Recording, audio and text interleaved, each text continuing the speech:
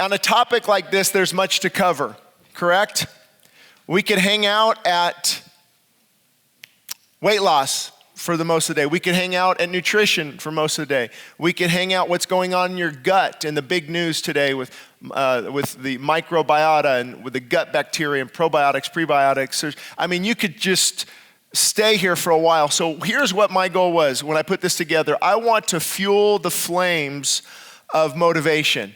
I want to give you enough information that you can get back on the right track. That's why we have vendors next door as well, where you can talk with them and get more information, because I'm assuming that most of you are concerned about your health, right? That's kind of why we're here. But as always, here comes a disclaimer. Check with your physician first. I have to just have the disclaimer in there. I will tell you this though, you need to tell them what you're doing, not ask for advice in many cases. Okay, here's what I'm doing, would you monitor this? Now, what do you think of fasting? Oh, you're gonna die. What do you think of vitamins? Oh, it's just expensive urine. What do you think about good eating? Don't worry about that, let me give you a statin drug. So make sure you tell them what you're doing. And again, I love physicians. I have friends that are physicians, and if they focus on health, it's very beneficial to patients. But the problem is many times we want to put a Band-Aid and not actually fix the problem. So I want to just throw out two questions. What type of lifestyle are we modeling for our kids? For those who are parents, this is where my heart really breaks, because the obesity rate that is skyrocketing among children, and health issues, diabetes in kids. And so I think we have to ask some hard questions. What kind of lifestyle are we modeling for our kids? And also, why do athletes prepare and train, but we don't? Athletes are preparing and they're training for a crown that perishes. And I think many Christians, I've heard so many people have the wrong mindset in this area, especially Christians. They say, well, it's no big deal. It doesn't matter. We're supposed to be spiritual, not physical. True, but I think God wants us to be productive. He wants us to be joy-filled. He wants us to get the best and most out of life. And I remember, I've explained to some of you before that, I was a lot more overweight. At my height, at my biggest weight, I was 270 pounds. And it was hard to get around as much. I didn't have much energy. Even as a pastor, I was about 30 pounds heavier if you look at some of the old clips. And just my preaching has been better. My being a father has been better. Being a person has been better. Everything. When you're more productive and when you're feeding the body what it needs, you will be a better steward of the gift that God has given you. So that's why I don't really understand the argument with Christians that think that it doesn't matter, because I believe we've given this incredible gift that we should steward. So that's why this is important. So let's get right to it. I read an interesting article, and the headline said this: a national priority. Doctors are starting to prescribe fruits and vegetables. Now, poor diet is among the greatest health and social challenge of our time. Here's a staggering number. Did you know this? You know what Medicare is and Medicaid? It now consumes 25% of our federal budget. 25% of the federal budget goes to healthcare. And I've got a beef in this area. I've even emailed the Trump administration. I have a contact there with with somebody who's his 2020 campaign manager on that trail. And again, I'm not being political at all. I'm just saying, reaching out and letting them know, here's one of the ways you fix our healthcare problem is you get people healthy. If you just keep throwing money at it, you're going to see it still keep skyrocketing, and abuses keep skyrocketing, and we're not fixing the problem. Now, I think people should we should have some kind of system where we can help people that genuinely need it, of course. But to fix this problem, you've got to have people healthy. So there's less doctor visits. There's less cost to the care. No, so let's talk about the first point I wanted to discuss this morning, the power of food. And what my plan is to give one talk, quick break, the second talk, and then open up for Q&A. And then free lunch. Anyone open for free lunch? Health. We've got actually McDonald's and Carl's Jr. catered. What? You don't believe me? No, it's all healthy food, very healthy. And on that, I want to just thank Karen Hicks and all the people who have put in so much time and energy in getting this going. But it's all healthy food. The goal is to show you that healthy food can taste good. And a lot of people don't realize that as you're eating a lot of junk food, your palate changes. Your desires change. You go on a fast. I did a 9-day water fast last year. I talked a little bit about that in other videos. And I started to crave blueberries and strawberries and salad and because you change, you shift, you get back to the way you were made, we're designed. So the power of food, that's what we need to cover first. And they're finding that disease is more metabolic than genetic. Like, what does that mean? Well, metabolic. What does metabolic mean? It's metabolism. It's how you metabolize food. And what they're finding is disease is at the cellular level. And again, I'm not an expert on any of these. I just do a lot of reading, a lot of research, and a lot of praying, and a lot of studying. I read books from biochemists. I read books on epigenetics. I read books on the Human Genome Project and cancer and cell division and mutation and just look at the amazing thing to me is how these people can talk about how the body's designed and then say, back when we evolved, how can you look at how the body is designed? It screams creator. I would challenge them on how can you say this just happened? The 100 trillion microbiome that they're finding, microbiota, in your gut, 100 trillion of these little tiny bacteria working together to keep you healthy. Just all kind of happened, came together, right? Of course not. We know that there is a God, and here's disease is more metabolic than genetic. In other words, you can have a genetic predisposition, but it's the food, the environment, toxins, different things that can set off that genetic predisposition. So somebody can be predisposed to cancer, so they say, but what are they putting in their body? Is it going to fuel that? Or is it going to cause the mitochondria and the DNA and different things to react to that? So they're saying that, it's more metabolic by what we're putting in, how our food and our environment affects our body. And I just ran into the top oncologist in our Antelope Valley. He's a friend of mine. I ran into him at the gym, and I said, so you discovered the cure yet for cancer? And he's, of course not. I say, would you say that most of it is diet and lifestyle related? He didn't even skip a beat. Absolutely. Absolutely. And they know, if you talk to these guys privately, they will tell you, although they know chemotherapy it works in some cases, but the success rate and also the toxicity rate, and that they probably wouldn't give it to their own kids. But if you say that, you take a natural approach, you're ruled out. You could lose your license as being a quack if you don't stick to the medical standard. So you have to educate yourself. You have to take back your own health. Don't rely on society to do it, the government to do it. And the medical approach is often drugs, isn't it? Statins to what? Antibiotics to you name it. And I've talked to even my own doctor, and I said, when somebody comes in, high cholesterol. By the way, cholesterol is not bad. Cholesterol is your cell, every cell in your body needs cholesterol. From thinking to cognitive behavioral patterns to immune support, cholesterol is not bad. But it's made out to be the enemy, of course. And you want to watch it. I'm not saying that. But here, your high cholesterol, take a statin drug. Well, a statin drug tells your liver to stop producing cholesterol. Not good. Not good at all. Why doesn't the doctor say, hey, let's change your lifestyle? Let's get that weight off. Let's change some of your diet and your eating. And I don't know what where they're putting high cholesterol, and how they came up with this whole cholesterol issue is they're noticing that in blockages that cholesterol in the HDL, LDL, the ratios there. But what they're not talking about is the inflammation that is possibly causing this. So it goes to blaming the cholesterol and not necessarily the inflammation from refined vegetable oils and from terrible diets that actually could be causing it. So often they don't even get to the root of what is happening. So also depression, disease, cancer, Alzheimer's, most of these are deficiency related. Did you know that? And on any of this stuff, don't take my word for it. Write it down, say, I don't know about that, and research it. But look at both sides. Look at both sides before you come to a conclusion. They're finding that many of this disease, depression, is deficiency related. And here's where I got a little frustrated because I wish I had more time. If I could take you on a tour of vitamins,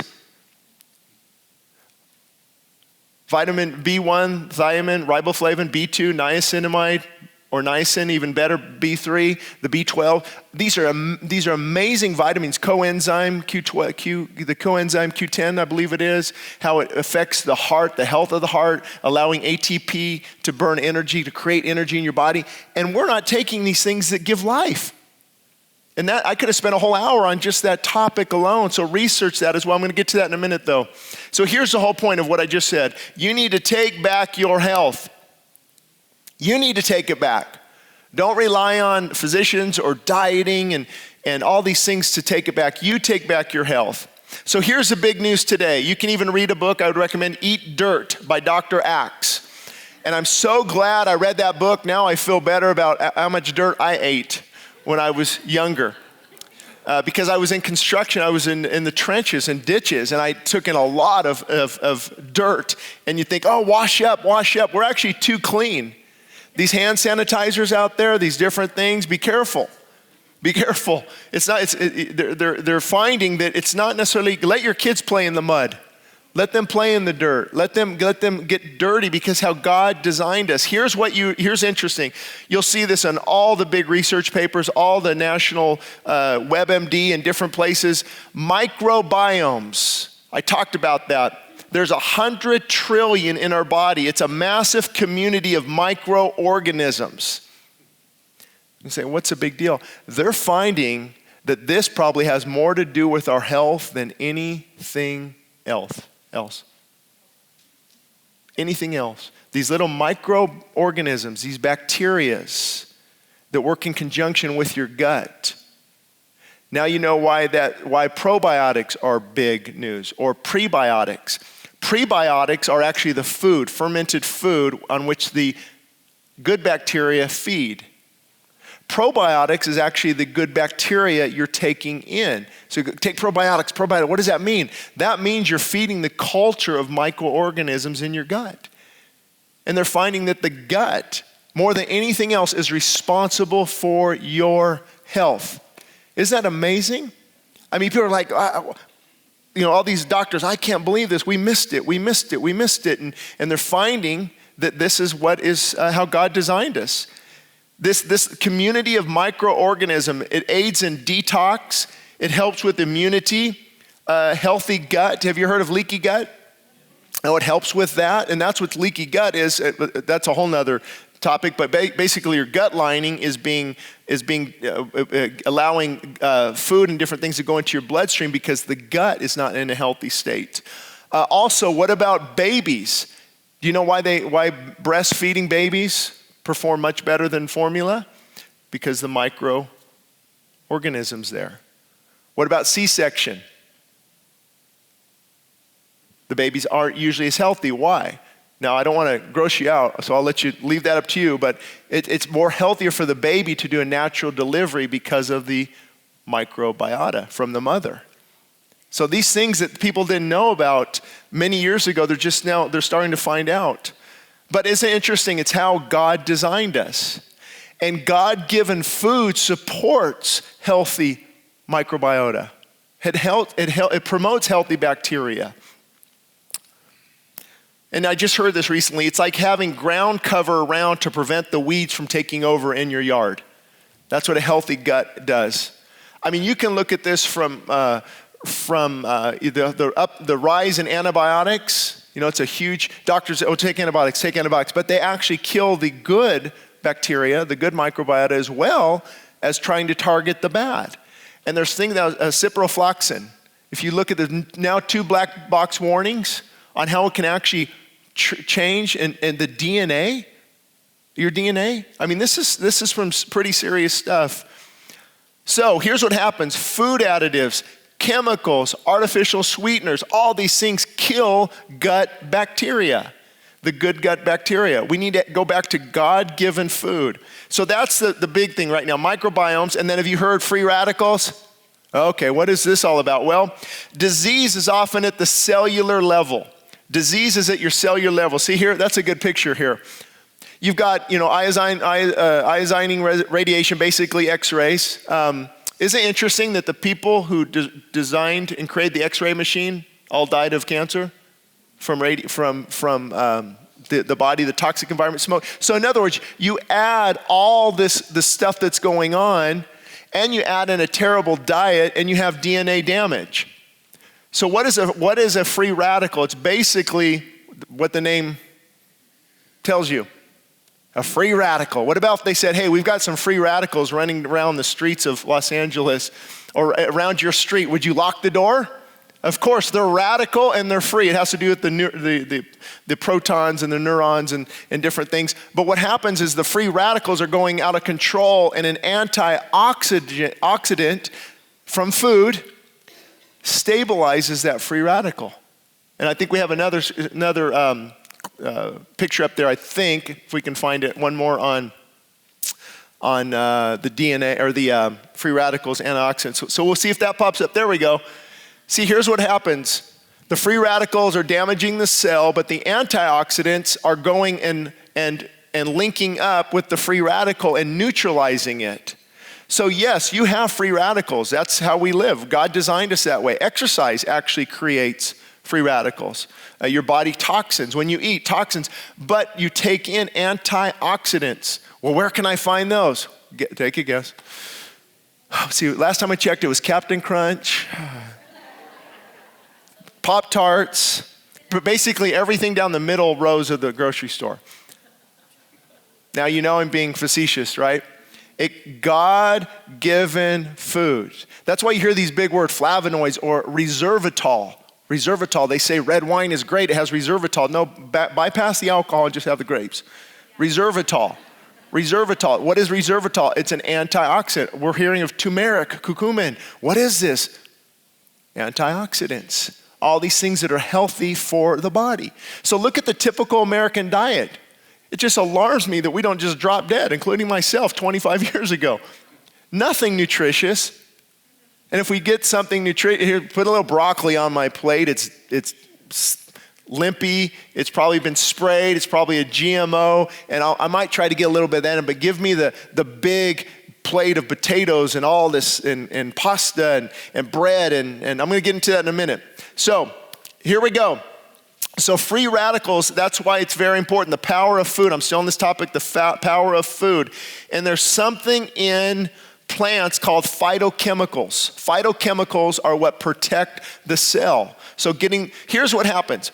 You get the life of the food. The food is living, right?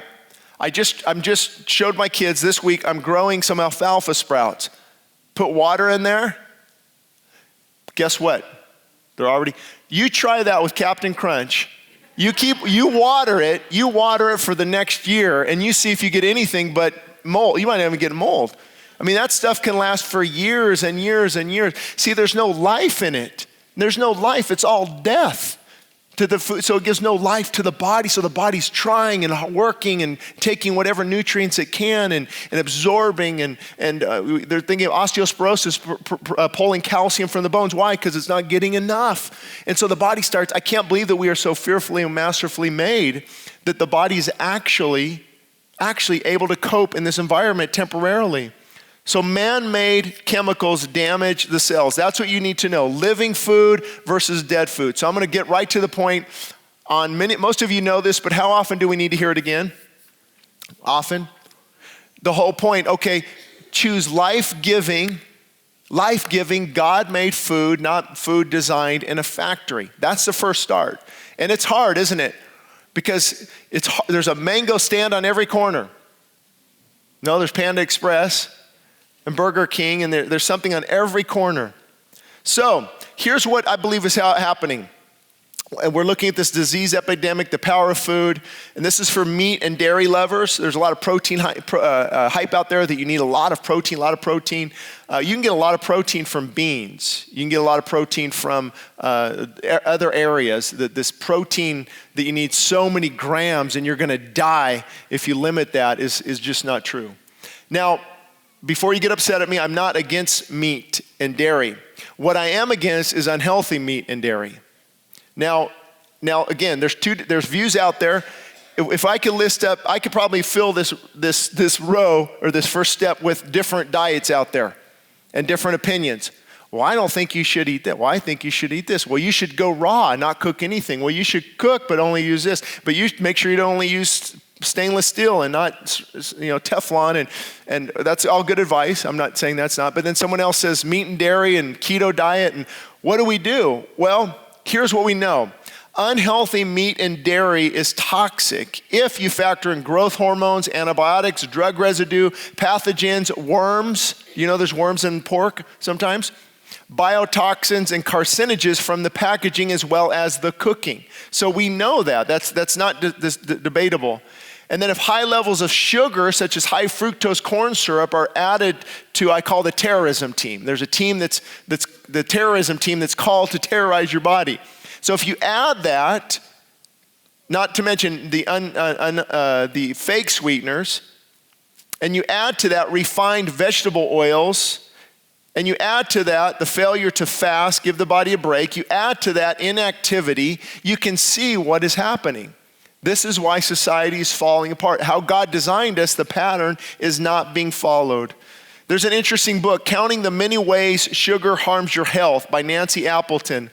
Among some of the most significant ways that sugar feeds cancer cells and is connected with the development of cancer in the breast, ovaries, prostate, rectum, pancreas, biliary tract, lung, gallbladder, and stomach. Because what people don't understand is cancer does need food. It feeds off of that. And they're finding that sugar, glucose, it's a very readily available source for cancer cells. So limiting sugar. Now, how often have we heard that? All the time. But have you realized that we've went from like 6 teaspoons of sugar a day to 87? In decades, I think 1850s, 1900s are different. But it's just skyrocketed. It's in everything. It makes me so mad. Why is it in ketchup? Why is sugar in my ketchup? Why is it bread? Really? Here's why. It's addictive. And that's how they keep that desire for it there. And you can study this on yourself, study for yourself what's causing the majority of diabetes. Sugar, especially not type 1. That's something that's not diet related. Type 2 diabetes, and this is why I get a little bit passionate. It's skyrocketing. Did you know that? Talk to doctors, go online, it's skyrocketing. But it is often 95% diet related. So why don't we look at the source? Diet related. What is it? It's basically too much sugar, too much insulin. And the body becomes insulin resistant because there's too much sugar. And you got insulin in the body, but you give the body a break, then a wonderful hormone called glucagon begins to go into your system. Why do we like glucagon? Because glucagon uses the sugar for energy. Insulin stores it. So people are just storing and storing and storing. Where the glucagon, by the way, side note, glucagon levels are raised abundantly during fasting. Growth hormone levels. Autophagy. What's autophagy? Autophagy, a Greek word. It means consuming self, eating self. Your cells were designed to consume the waste. It's called autophagy, another big thing they're finding. So when you begin to fast, limit food intake, that's why intermittent fasting is popular right now. What happens is your body says, I better start consuming the diseased parts of the cell. The mitochondria gets into action there, and it begins to consume disease and decaying and things. That's why cancer tumors can be shrunk and different things by fasting, because the body is consuming the dead things. Your body is so smart, it knows not to go after your organs. Did you know it could? Your body could just start grabbing food from anywhere, but it doesn't. And that's why you have to be careful. Even protein, if you take in too much protein, something called gluconeogenesis happens, where it can actually convert your protein to glucose. How does that happen? God designed it a certain way. So there's so many things out there that go along with the biblical model that we can follow. And I'm going to get, you might have questions, so I'm getting that. You can text me them in a minute. Not in a minute, next session. Okay, here's Here's where there's some confusion as well.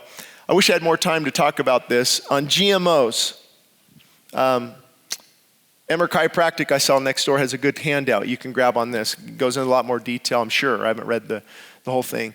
But GMOs are genetically modified organisms. And it's what it is, it's gene splicing. They're combining certain genes together to make certain foods that are resistant to Roundup. It's called Roundup Ready, okay? So when they spray your corn or your soy with Roundup, it won't kill the plants because it's Roundup Ready. The gene, the DNA of that corn or that soy will not die. It's been genetically modified. So now we're consuming that food. We're consuming the chemicals from the soil.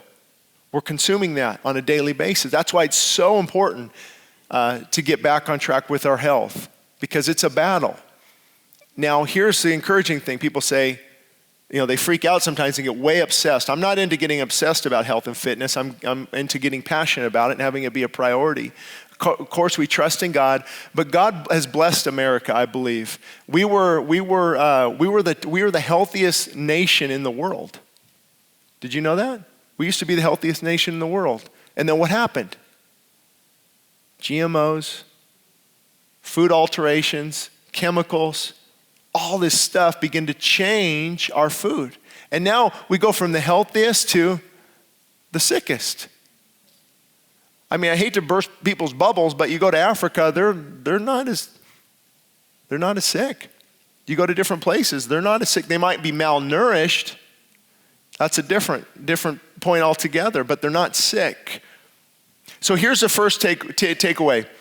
Eat life-giving raw food. Eat life-giving raw food. Now, animal products, again, this is just opinion. You have different people up here and they'll give different opinions. I'm not against them, but I would encourage them being clean. What does that look like? Well, hopefully nobody falls over, but we consume when we can raw goat milk. Boy, and it's good too. Pasteurization is the process of basically killing everything good. So when you see ultra pasteurized, that means, well, all the good stuff's gone. I'm just going to drink sugar water in my milk. Now, I just bought some pasteurized milk last night for my kids because goat milk's expensive. So is cow milk raw, and I live in the real world as well. But we have to be selective. We have to be careful. We have to minimize certain things. So that would be ideal. What about meat? Meat that is clean. That's why organic is big, because there's not antibiotics. Do you know that they'll pump antibiotics into the meat and growth hormone? Growth hormone into the meat, and they'll allow the animal to skip, and then you take that meat, whatever the animal ingests, you eat. When the animal ingests GMO food, guess what? That's somehow getting into our system as well. So the takeaway is, not everyone's going to eat perfect. Me neither. But you can change a lot of your diet and you can get back on track. So I try to do 80% plant food. What do you mean by that? Is it living? Is it living? Beans, potatoes. What about carbohydrates? Oh, I'm getting there, don't worry. Don't you worry about carbohydrates? Hold on. Well, it's funny. All these people that lecture me on carbohydrates, you shouldn't eat carbohydrates. Oh, they just go get a 42-ounce Diet Coke. Okay, allow that aspartame to seep in, and you just continue. Now, depending on who you ask on aspartame, though, when aspartame, it's a fake sweetener, I'd say avoid it at all costs. Those who promote it say that when it hits the body, it breaks down, it dissolves into 2 amino acids and also methanol. So they don't think it's a big deal, but I think it's a big deal because it's a fake sweetener. And it's in saccharin, NutraSweet, all those out there. You got to watch out for those. So here's the first takeaway. Eat life-giving food. Is this food living? That's a box of something. Probably not living. Shane, this is going to be difficult. Welcome to the real world. It is a little bit difficult, but we've noticed out of sight, out of mind. Get your pantry squared away, get your refrigerator squared away, and after about a week when the kids start complaining, they'll grab a carrot. And they'll dip it in some hummus. But we had some fresh made ice cream last night, they did, so we cheat a little bit. So eat life-giving raw food, meaning when you cook food, I cook food still a little bit, but I try to now get back more to raw, just as God created. You can cook it a little bit, but raw food, I mean, there's wonderful options. Karen's got menu galore, menus? No, recipes. Tons of recipes you can follow. What about alternative milk options? What's the big thing right now? Almond milk. Soy milk, GMO, different thing. But let's say almond milk, for example. You know, it's a better choice than just probably dirty dairy. But with a lot of these, you're finding emulsifiers. So what they use is they do a little bit of almonds, a lot of water, and a lot of emulsifiers. What is that? That's a thickening agent. So when you see these, why is there 15 ingredients in my almond milk? Well, so you're not all of those are necessarily bad, but you'll see vegetable oils in it. So you have to be a little selective. So I'm not opposed to those. Ideally, if we all had $200, you could buy a blender now that's out there that makes your own almond milk. It strains it and everything for you. What about alternative meat options? I say stay away from those. Most of those alternative meat options are not very healthy. What about fat-free options? I avoid those as well. We think, oh, look at fat-free Oreo cookies. You'd be much better grabbing an avocado or a handful of cashew nuts. Haven't you seen all this? Before it was fat is bad, and now it's carbohydrates are bad. What's next? All food is bad. Because that's how God designed us, to consume fats and proteins and carbohydrates in the right ratio. So I try to encourage people to look at how you were designed. Look at how you were designed. And you might be thinking on this fat ratio, dieting and all this, what about the ketogenic diet? That's pretty much the big one out there, correct? Now, my personal viewpoint is I try to encourage people not to focus on dieting, because dieting is a short-term experience, and that doesn't fix a long-term problem. People are like, okay, I'm going to try this for 30 days. Well, you've got 30 years left. What are you doing in the long term? So in short, the ketogenic diet is putting your body in a state where ketones are being burned.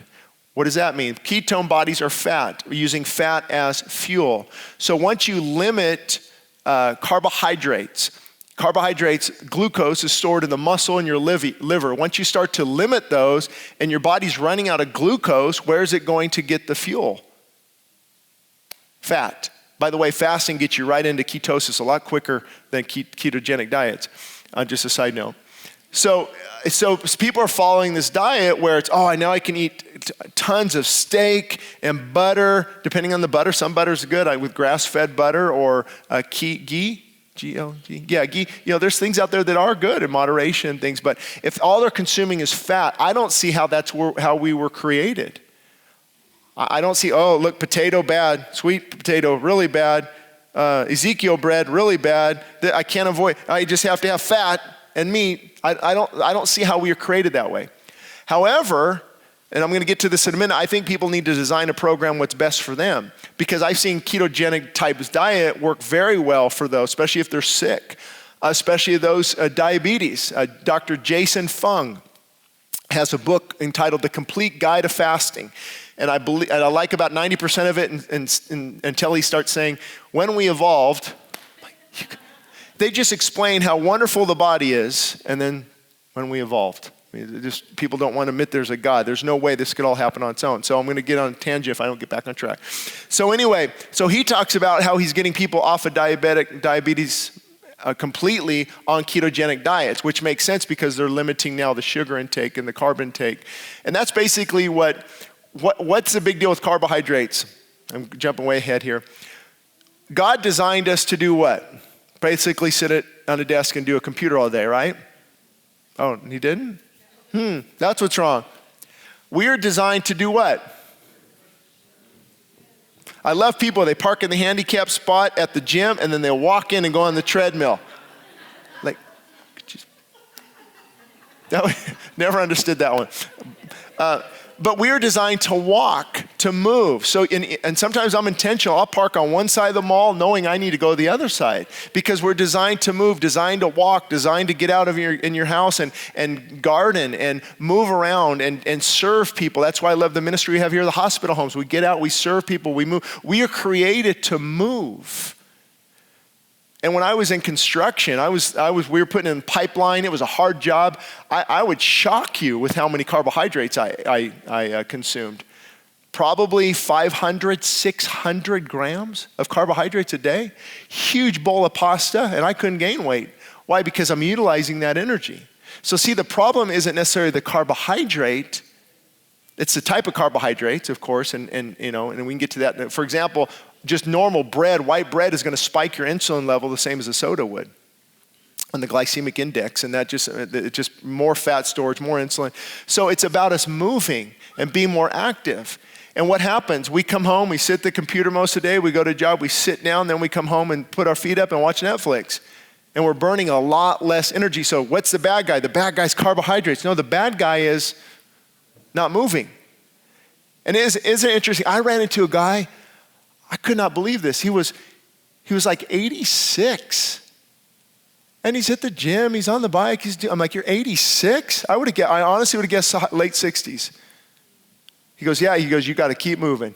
So it's true, you use it or you lose it. It's true, he said, absolutely. 86. It's amazing how the body works if you can do it. Again, I know not everyone can. So I'm going to just point you to an article. If you go to ShaneIdleman.com, I wrote an article. I think we even have it with you. The title is, What Does the Bible Say About Food? What does the Bible say about food? Well, what does it say, Shane? Oh, here's what the Bible says about food. You can read it, you're reading it. It actually recommends plant-based and meat and dairy. Don't shoot me, that's what Scripture teaches. However, it does say initially we were just plant-based. Can't argue with that either. For 1,600 years before the flood, we were plant-based. And then God said, now kill and eat and consume. And it talks throughout, there's New Testament references of eating meat and goat milk and different things. So I'm not against that type of approach, but I think it's good to err on the side of primarily plant-based whole foods. For example, what does my day look like? And I'm just throwing it out there. Nobody has to follow what I do, but people ask, and this has been helpful for me. I do incorporate, and I might get to this in a little bit, intermittent fasting. What is intermittent fasting? Well, basically, the old adage of that you need to eat every 3 hours is baloney.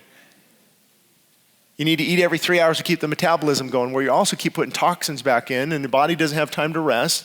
And your metabolic rate might speed up with the digestion of food, but overall, it doesn't help to the degree they thought it helped. So intermittent fasting is taking a break. And I personally, I studied I don't know how many, 300, 400 scriptures on food, putting together my book, Feasting and Fasting. You can have free copies out there. And I didn't see a lot of eating every 3 hours. You would see that they would work all day and maybe eat in the evening, or it wasn't such a luxury for as is for us. We can just go to the store. So intermittent fasting is giving your body a break. So I don't look at it as a form of dieting. It gives your body a break. And what they're finding as well is even 16 hours of intermittent fasting can begin to initiate autophagy. And also, there's something called telomeres. Telomeres, tele in the mirror, it's the end there point of your DNA. And they're finding that as that shortens, lifespan shortens. But as those telomeres increase, you're more healthier. Guess what increases telomeres? Fasting. This is all documented from people with Ph.D s. Don't just take my advice. I'm just the messenger. So I try to incorporate intermittent fasting and tell my body, oh, you're hungry? Because here's what I used to do. You're hungry? Let's eat. You're hungry? Let's eat. You're hungry? Let's eat. Yes, just guide, you want Starbucks and Krispy Kreme this morning? Yes, flesh. King Stomach, tell me where to go next. Tell me where to go next. And I found I'm like always listening to King Stomach. So to me, it's a kind of a self-denial fasting. So my day would look like, for example, I wouldn't eat today until 4 p.m. later today. Intermittent fast, get up, decaf, decaf organic coffee. Praise God, it took me 13 years to finally get off coffee, and I finally did it. For 2 months now, I feel so much better. And the old lie is, how do I function? Now I'm thinking, how did I function strung out on caffeine?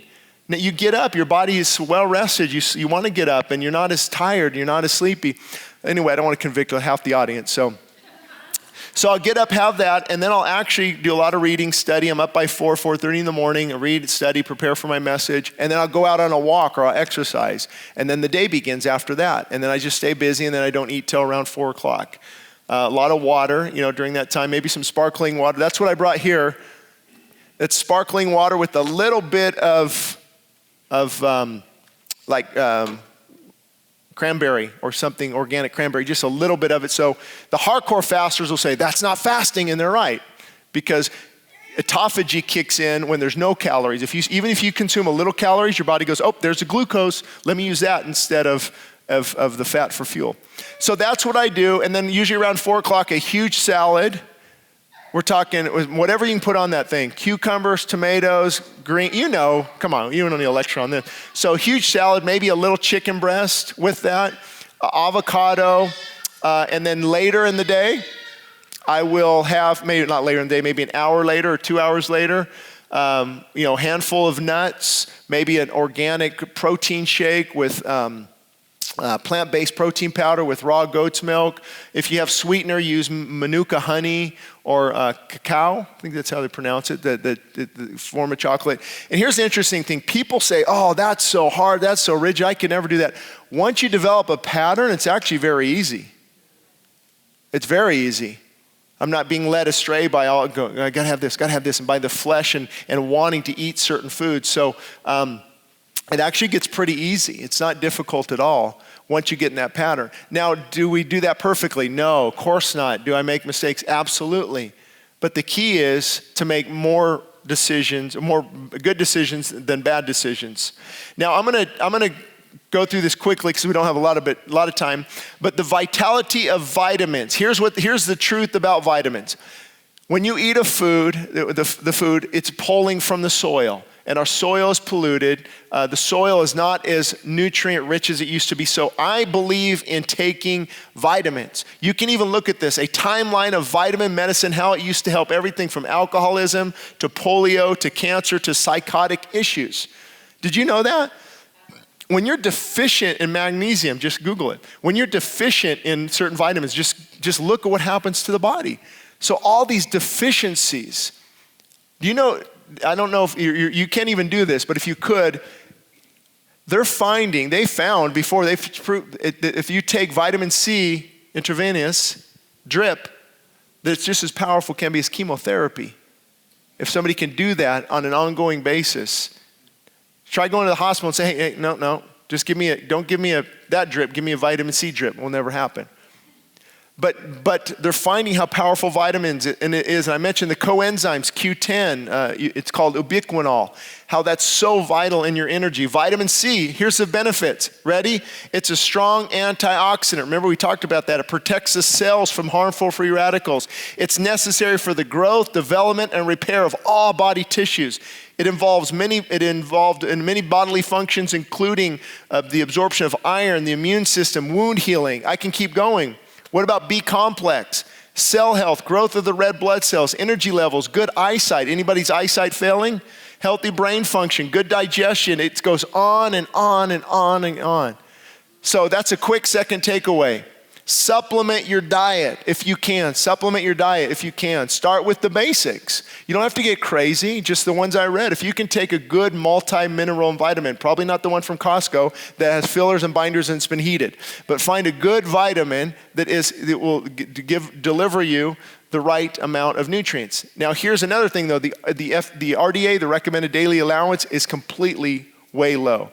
They gave the base bottom line numbers. So you have to go way above that. For example, I don't know what they recommend. I'm not going to, on vitamin C, but I think it's really low, 200, 300 milligrams. I'll go to 5,000 milligrams a day, especially if one of the kids are sick because it can boost that immune system. But what about the cost, right? That's what it boils down to. I'm going to tell you one of the hacks that I was going to tell you later. It's this. I often take my supplements sometimes every other day because of the cost. It does get a little bit expensive. But you ready for the conviction? If you stop one bad habit, you can afford to take care of your body in this area. I figured it out. One day at Starbucks, $5, 8 if you have kids, times that by 30 days, it's $250. $250. Yeah, we don't have enough money for vitamins. But Starbucks, hey, no problem. And I did counseling for a couple. I'll never forget this. We're going financial counseling. I said, okay. And he gave me his bills. I go, no. $1,200 eating out? You mean what? He goes, yeah, we about $1,200. $1,200? But you start to figure that out. That's not uncommon. $40 a day times 30 days. See, the problem really isn't the cost of healthy. It is for some people. I mean, I get people, they're on limited income, food stamps. That's why I really wish the government on food stamps and different things would allow people to buy healthy food. Why do we give homeless people the worst food, top ramen and beans, GMO soybeans, and people with food stamps? They should be getting the best nutrients possible. That's why you see in the homeless population a lot. I've been trying to reach out to the city about this, but a lot of the homeless people are overweight for this very reason, because they're not feeding the body what they need. So that's what I would do. Take supplementation, and you can even be targeted in this area. What do I mean by targeted? Well, for example, if I have an infection in my mouth, I'll take like colloidal silver, I wrote it down here, black cumin oil and olive leaf oil. The olive leaf is powerful, and you swish that around. Why is this working? Because God designed us this way. God gave us God-given food, and that's what cultures have found out. Where does all this medicine come from? A culture, say in America or wherever, a different country, they find what herbs and what plants and what medicine is right there easily available. And God gives them that wisdom to turn them into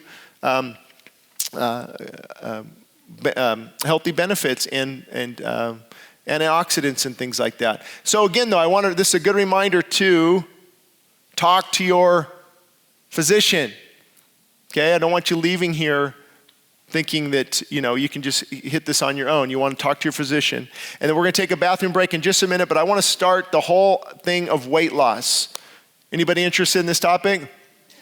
What? Now, isn't this interesting? Because we all know the problem. Snickers bar, apple? Which one should I eat? I really don't know.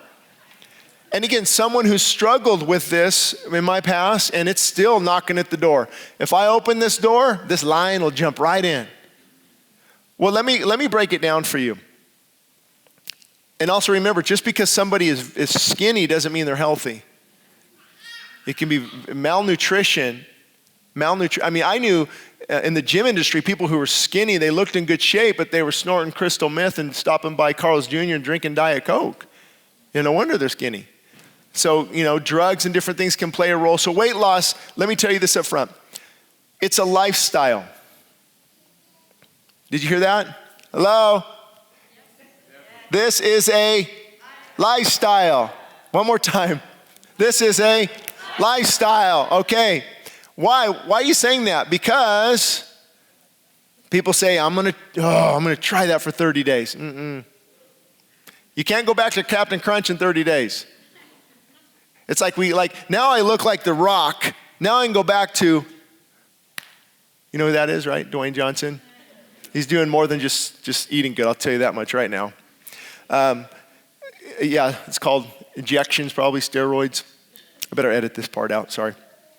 But it's true. Most of the people know in the bodybuilding world to look like that, you've got to take massive amounts of testosterone, ethanoate, propionate, growth hormones, and to have the muscle. What steroids do, they are cell volumizers. They enlarge the cell of the muscle.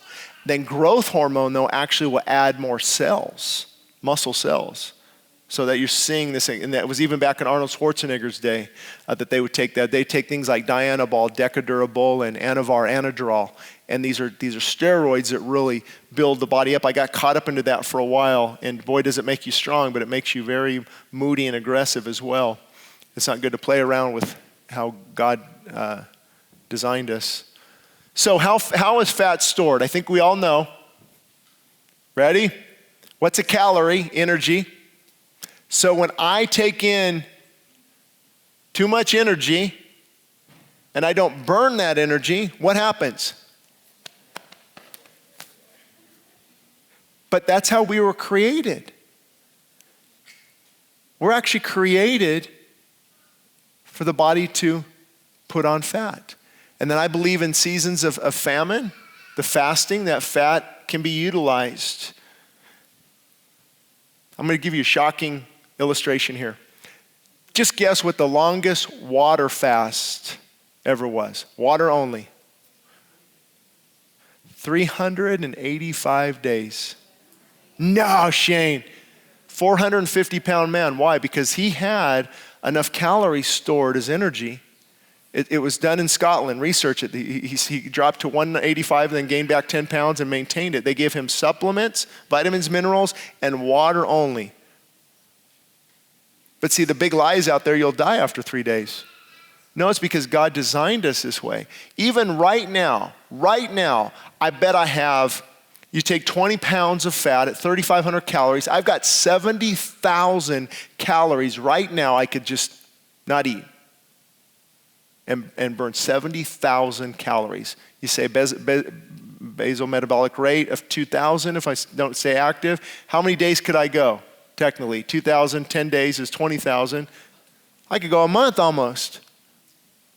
Because that's how God designed us. So that's what, it actually, I want to encourage you with this because fat is stored by energy being taken in and not burned. But that's when insulin, diabetes, sugar, that's why all of these are contributing to weight gain because your body's not being able to operate as efficiently as it was created. So if you take in, let's say, too much sugar and insulin rises, and now what does insulin tell your body to do? Store the fat. And so we start storing it, and we start moving less. And then people go on calorie-restricted diets. Have you ever done that? They work great for a few weeks. But what happens after that? God has designed you so that your body's metabolism, you know what that is, your metabolic rate, the amount of calories you burn. What happens? As you restrict your calories, your body says, I need to slower your metabolism so you don't die. So your metabolism actually lowers. So that's why people go on a yo-yo diet. They restrict, okay, I'm doing good. I've lost 12 pounds. Oh, I've been restricting. I'm going to explode, but I'm doing good. I made it to 15. But now they go back and eat like they used to. They can't because now their metabolic rate has been decreased, say, by 20%. And now you're burning 20% less calories than you once did. And it's interesting, though, intermittent fasting doesn't do that like a calorie-restricted diet does. It tricks your body. And something hopefully I can talk about is adaptation, which you need to switch things around. I don't believe a person should follow the same exact thing every single day because your body gets used to that. Throw in some good meat. Go take an hour and a half jog or walk if you can't jog. Your body adapts. It doesn't know that's why people hit a plateau. The body says, I know what's going to happen, so I'm going to slow down or I'm going to accommodate. So if you're giving it things, one day you eat 2,500 calories. You eat a lot. The next week you do intermittent fasting, you break it down, different foods, and you can kind of switch things around a little bit so your body doesn't get used to that. So that's the truth about weight loss, and that's how it's stored. And the truth about calorie restriction, I just covered this. So here's the key. We'll take a quick, does anyone need a bathroom break? It's been an hour. We'll take a quick bathroom break in just a minute, but we're only going to take 5 minutes, so you can just sit there if you'd like. I'm going to go right back into this in about 5 minutes. I think I have till, let me check here. I've got a few more minutes. I got to think 5 or 6 minutes. So here's the key on this issue. Not to always eat less. What? Not to always eat less, to eat less often. Also though, think about this. If you switch to raw, organic, God-given food, plant-based, all these things, your body doesn't crave the sugar and the nutrients and all the junk like it used to do. So you find yourself not eating as much, not craving the bad things. Now, prepare for hell though. There's something called withdrawals. Whew. Have you ever tried to withdraw from sugar? I turned to Jekyll and Hyde. What happened? Caffeine? I finally said, okay, I need to wean off this because cold turkey is not going to be the answer. So when you switch though, chemicals, now this is going to blow your mind. You know these big companies out there, these big corporations, I won't say their names, I'll probably get sued if I do. But you know, do you know that on their payroll they have scientists? Do you know what the scientists do? Their whole job is to put the correct chemicals in the food to keep us addicted and to make it taste good. Scientists. So you have this processed food. Listen, if you can't read all the ingredients and don't know what it is, it might not be good for you. Monosodium what? Monosodium glutamate? That must be good. It sounds like it's good. No, it's not good. Aspartame, not good. Partially hydrogenated oils. Well, what is that? They decided to inject hydrogen gas into the molecules of the oil so it doesn't go bad. That doesn't work. Not good for us. That's where inflammation comes in. That's why we're seeing an epidemic in disease. That's why we're altering what God has created. And again, all calories are not the same. 2 pieces of bread spike your blood sugar just as much as drinking a 12-ounce soda. So we talked about keto, we talked about adaptation, but I would, even though I'm a fan of carbohydrates, I eat a lot of carbohydrates, sweet potatoes, whole grain, organic tortillas, you know what I'm saying. I love that word. So I personally eat a good amount of carbohydrates. But I work it off and it works for me. But I think you have to be strategic. You might need to limit carbohydrates for a season.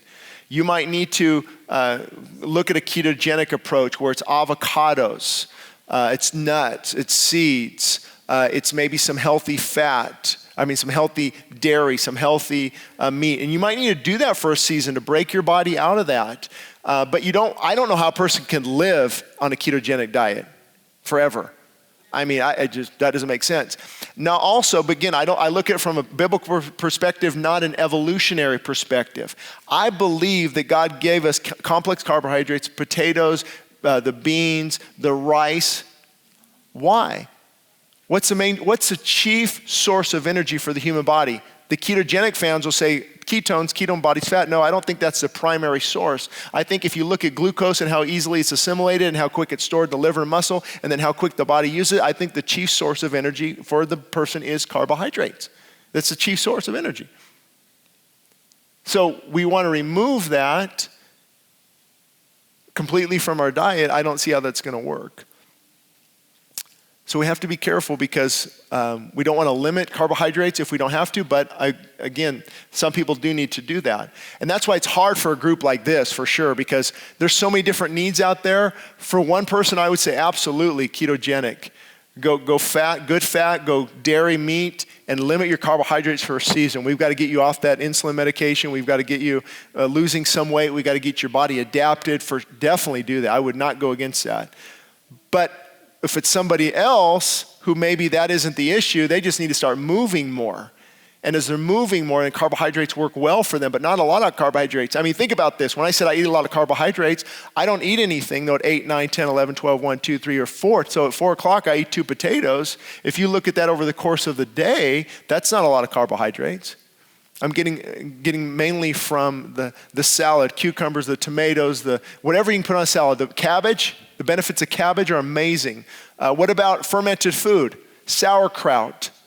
Oh, tremendous. Why is it so good for the body? Because it's a prebiotic.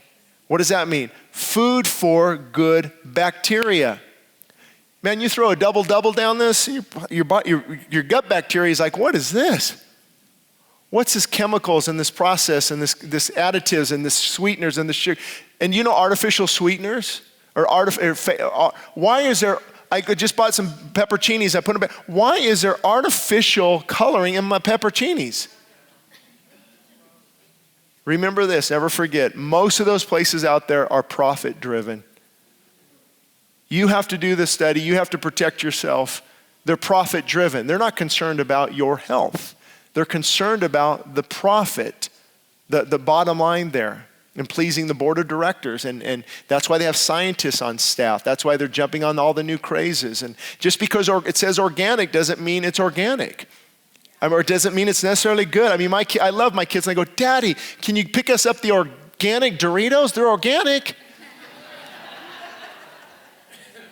Well, they're definitely a better choice. Don't get me wrong. They're definitely a better choice, void of the food colorings, I believe, void of the monosodium glutamate, void of, probably GMOs. There's some benefits there, but with kids nowadays, their main staple is what? What's that little Cheetos? Yeah, the Cheetos. And a Gatorade. That gives no life to the body. Energy drinks, no life to the body. And people say, I hear this a lot, but hey, I'm doing pretty good. You're doing good now, but you fast forward 10 years, you'll be falling apart. And all the people, harming their body later in life. And are you really doing good? You might be doing good. Your health might be doing good, but your microbiota also controls your mood. I don't even have time to go into that. Your food, what you eat, and your microbiota, the environment there that's going on in your gut, it actually it will affect your mood. Oh, that's impossible. No, it isn't, because it sends your body signals what to produce as far as hormones. Estrogen, testosterone, if those are low, what about neonephrine? What about cortisol? What about, what's a big one? It makes the pleasure one. Serotonin. All those are affected by your gut. So this plays a big role in overall health. So with that said, let's take a quick break, come back in 5 minutes, and I'm going to get to the last half, and then we will open up for Q&A, and then you can have your free lunch. Sound good? All right, 5 minutes, I'm starting. As a pastor, I see so many people being changed. That's what gives me hope, because I can pray for people next door. I'll pray for diabetes, I'll pray for heart disease, but I often feel, boy, if they would just take care of their body, they would not see this. And it's amazing. We just got a text from Idaho. I don't know if she's listening. She's down 40 pounds, off her medication, riding bikes, feels great. She's got 40 more to go, and she used to go here. And so people are being inspired and encouraged. So let me leave you with this thought before I get into it. Fall forward. Don't get discouraged. I know some people are going, but Shane, I've tried all that. But trust in God, listen, I've tried things for years. I've fallen off the wagon many times. I've had to get back up. So don't give up. Look up and say, God, show me what to do. Give me direction. Give me hope. And I know God will not let you down in that area. So don't get frustrated, because I know I used to, I've tried that. It doesn't work. Well, it works. It works. If you eat God-given food, you move, and you limit certain foods, it works. The body's designed, because God designed us that way. So where do we leave off? And if you're watching live by Facebook, last time we had about 2,000 people watch live by Facebook at the last one, January. I want to encourage you, if you're watching live by Facebook, to put your questions in the comment section, and I'll try to get to those as well on that short video. You have to go to Shane Idleman and subscribe to my personal YouTube page. I just put that together 6 months ago for just a few people. I think there's like 1,000 people almost that are liking it, following it, and I just did that mainly for health and fitness, and I've got a lot of other videos on there on intermittent fasting and different things, and I just see so many people just changing their life. So we left off on weight loss on part 1. We talked about how fat is stored, the truth about calorie restriction, all calories are not the same. So you're thinking, well, what do I do? Well, I'm actually rewriting my first book, What Works When Diets Don't. I'm trying to rework some of it, because some of that stuff is not quite correct. I was into calorie counting back then. That was the big thing. The big thing was eat less, move more. Okay, well, that works for a little while. So I'm trying to kind of add a little bit more into that. You have to eat less often, and you should eat the right foods. So it's not always about restricting and restricting and restricting. You just walk around restricted. I can't have that. Hey, tonight I'm going to eat whatever I want that's in that refrigerator. And here's the interesting thing. I feel better. I've noticed this. When I used to eat junk food, I couldn't go out and work. Now when I eat that large salad things, I can go bike riding with my daughter. Like, what's happening here? I thought you had to sit down for 3.5 hours after eating. Well, it depends on the food. It depends on what you're consuming. So why is raw food best? Because it's in a natural, God-given state. So the enzymes in the broccoli, the enzymes in the carrots, the vitamins, the minerals, the nutrients, all that living food is raw and it's being given to your body. That's what you hear of beta carotene. You hear all these things. Where do they come from? They come from the plant. So you're giving that live food to your body. Ketogenic, we talked about the health benefits, but not as a lifestyle. Definitely limit carbohydrates if you're not moving much. But let me encourage you to start moving more. Simple tricks. Parking farther away. Disconnecting the TV for a month and saying, we're going bike riding every night. Now is a great month to do it. Or we're at least going to go walking every month. And you start to walk, you start to feel better. It's how God designed us. Have you ever started moving a lot and you feel better? I think it's one of the tricks of Disneyland, except for the junk food, is the more you're walking around, you're feeling better. Your endorphins and all these things are increasing. So here's my plan. If you want to plan, for those who want to plan, lots of plants, intermittent fasting. If you can avoid breakfast, avoid it. You're not going to die. I actually thought I have to eat because I'm hypoglycemic. I was actually addicted to sugar. That's why I had to keep eating. Now I can, go much longer. So lots of plants, try intermittent fasting, skipping a meal or two. I personally do 5% clean meat, 5% dairy. These aren't hard numbers. I don't measure it on a scale. But I know me. If I have a pint of raw goat's milk and a healthy Reese's peanut butter cup, that whole raw goat's milk is going. I can drink that whole thing, and they call them healthy Reese's peanut butter cups, but I don't know how healthy they are. They have organic on the title. Is that good? Could be organic sugar, and that's still a lot of sugar. So lots of plants. I do have fun with sweets, honey, Manuka honey, but it's like $30 for a little thing, so we don't get too much of that. Or just get good organic honey. Again, we have people next door, some of the vendors, Emmer Chiropractic, Marguerite from the Whole Wheatery. They can answer these questions probably better than I can on what type of honey, what type of sweeteners, cacao, that black seeds where they make chocolate from. And Karen's going to have hopefully some desserts over there. Maybe I shouldn't have said that. But next door, I think there's desserts, and they taste great.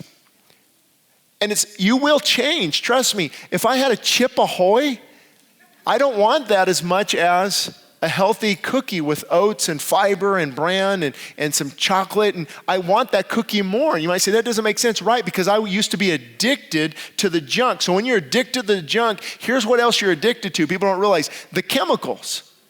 The chemicals in processed food. When you see pasta with 14 different ingredients on it, you have to know they're adding things. They're adding flavoring agents. They're adding coloring agents. They're adding preservatives. Do you know why a Twinkie never dies? See, if food doesn't die, there's something wrong. Food dies. Cherries fall off the tree, they die eventually because that life-giving food is to give life to the body. So it's really the small choices that lead to the big success. I want you to get that point from this. It's the small choices. And falling forward, planning ahead. So here's the third takeaway. Move more, eat less often, incorporate intermittent fasting. Move more, eat less often, incorporate intermittent fasting. Now, here's what's cool about intermittent fasting. I'm sure there's a big movement out there on fasting. I did a fasting forum where I talked about fasting for an hour and 45 minutes. So I'm going to encourage you to go to YouTube and watch that. But why is there a big movement on fasting? Because they're finding all the health benefits of fasting, from autophagy to cell regeneration to increasing the telomeres at the end strand of the DNA to what happens is your body actually produces more stem cells, more healthy cells in the fight against cancer. And fasting is a wonderful time for the body. Here's why intermittent fasting helps.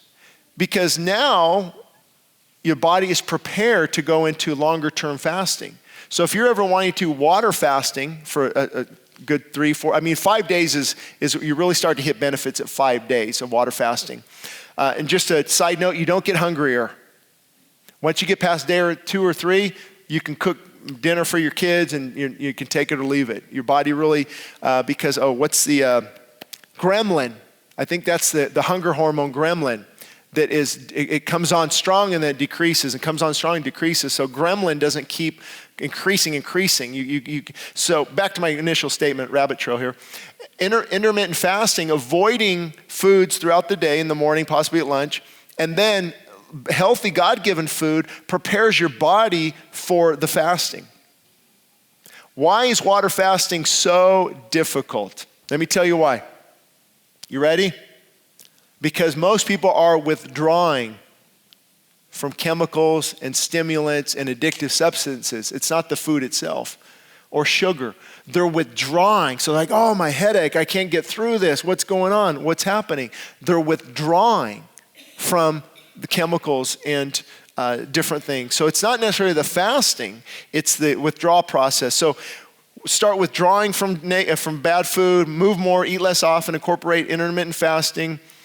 I'm going to get into some hacks here. I talked about on the flyer, we're going to give you some hacks. These are some health hacks that might help along the way. Number one, skip supplements to every other day if you're on a budget. We talked about that already.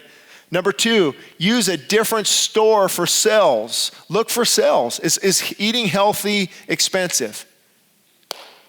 Yeah, it's a little more expensive, but so is sickness. The cost versus price thing there. I found you can find organic eggs for sale for $2. Well, they're going to go bad the next day. Just boil them.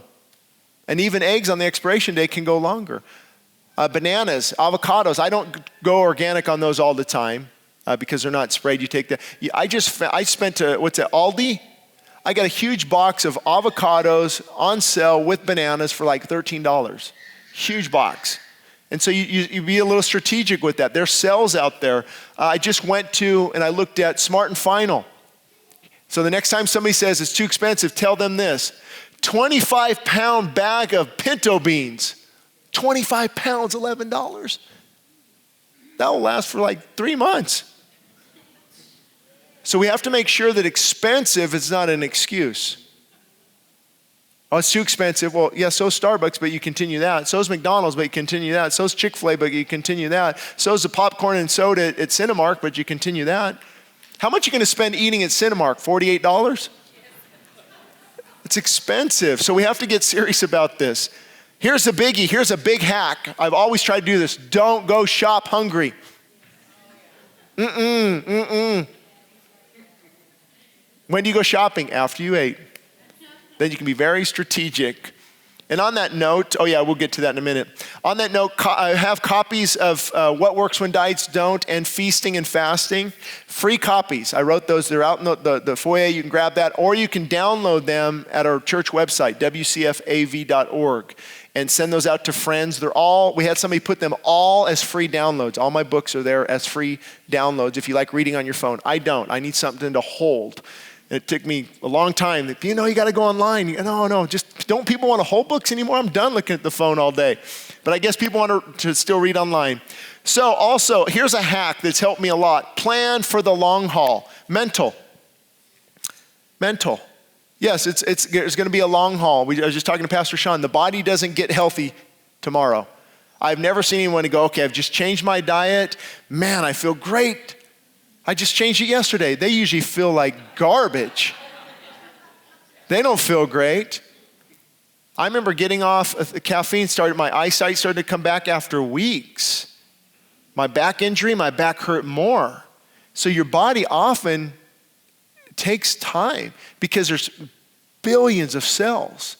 And the process, it's at the mitochondria level, the mitochondria with the DNA inside your cell. It's a process. It takes a while. So you have to say, I would say set a 3-month goal or a 6-month goal. Set a year. I actually have a 3-month goal. I said, I'm going to turn 50. I can't believe it. And I told my wife, I want to be the healthiest at 50 I've ever been in my life. Physically, mentally, spiritually, and emotionally. I don't put physical above spiritual. Spiritual is always there. But I want to be that. I want to get to that point where, and then, because when you turn 40, your body kind of starts to go downhill. But I'm setting up short-term goals. My kids have goals. And fasting is okay for kids. My 14-year-old, 2 weeks ago on Wednesday, just said, I haven't eaten since Sunday. I'm going all week. She had water only all week and felt her acne cleared up and felt so much better. And I didn't force on her. I didn't tell her to do it, but she felt that she was called to do that. But I don't think some people should fast. Nursing mothers, even for, I don't know, I probably wouldn't have had her, well, it depends how old and depends what their diet is and different things. But you have to be careful on this. You have to talk to your physician. And breastfeeding, pregnant women should not be fasting because they have to bring that life into the child. Also, here's a biggie. You ready for this one? And I'm going to again try to put all these notes on the YouTube description on our church YouTube page. There's 2 different YouTube pages, mine and the church. Ready for this? Have meals planned when possible. When you fail to plan, you what? Plan to fail. So one good thing too about intermittent fasting is, well, what am I going to eat? I got a breakfast date or a lunch date. Well, you're not eating anything. Just solved that problem. But that's not realistic for most people. So when we go on vacation, we'll have the blender there. We'll have healthy foods. Yes, they still get ice cream. Yes, they still get stuff, but 80% of the time we try to eat healthy. We plan it out.